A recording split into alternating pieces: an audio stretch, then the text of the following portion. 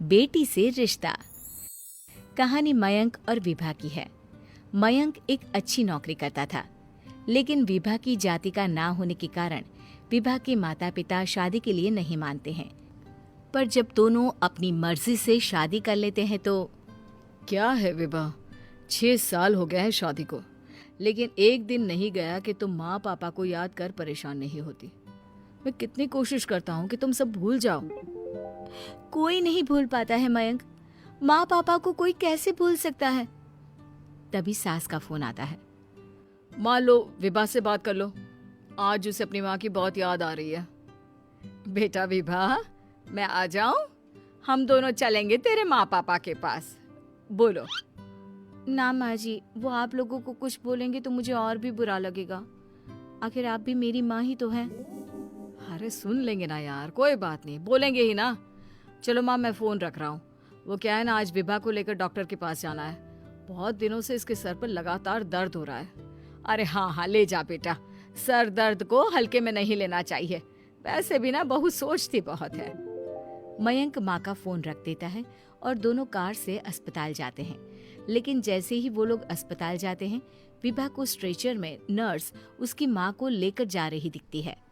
मयंक, माँ, मयंक वो मेरी माँ है। इतने सालों बाद दिखी भी तो इस हाल में मैं उनके पास जा रही हूँ। अरे रुको, कहीं वो लोग तुम्हें देखकर और परेशान ना हो जाए, या फिर तुम्हें कुछ बोल ना दे विभा, तुम फिर परेशान हो जाओगी। मयंक, कैसी बात कर रहे हो?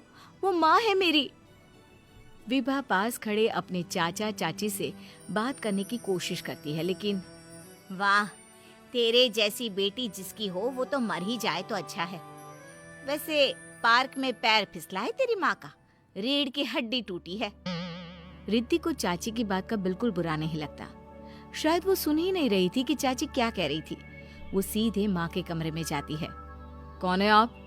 ये मेरी माँ है, मेरा नाम रिद्धि। रिद्धि नाम है ना आपका? दर्द में भी ये आपका ही नाम ले रही थी। हाँ, ये सुनते ही रिद्धि का कलेजा मुंह में आ जाता है। ये वही माँ है जिसने कड़े शब्दों में ये कह दिया था कि अब तेरा मेरा रिश्ता खत्म। फिर रिद्धि का पति मयंक भी वहां आ जाता है। सामने खड़े होते हैं रिद्धि के पिता। पापा, क्या हुआ माँ को? वो पार्क में गिर पड़ी, रीढ़ की हड्डी में चोट आई है। रिद्धि पिता की तरफ देखती है, लेकिन पिता मुंह फेर लेते हैं। पता है मयंक, माँ दर्द में मेरा नाम ले रही थी। मेरी माँ मुझे याद कर रही थी। देखिए, आपकी रीढ़ की हड्डी में फ्रैक्चर है। मुझे प्यास लगी है, पानी पीना है। रुको माँ, मैं हूं ना, मैं पिलाती हूँ पानी अपनी माँ को। कोई और नहीं आया?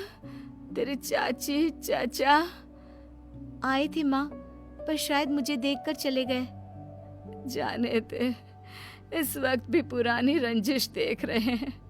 और रंजिश भी कैसी, माँ अपनी बेटी से नाराज ही तो थी। रिद्धि अब पूरे समय माँ के साथ रहती है। उनके हर काम को करने में उनका सहारा बनती है।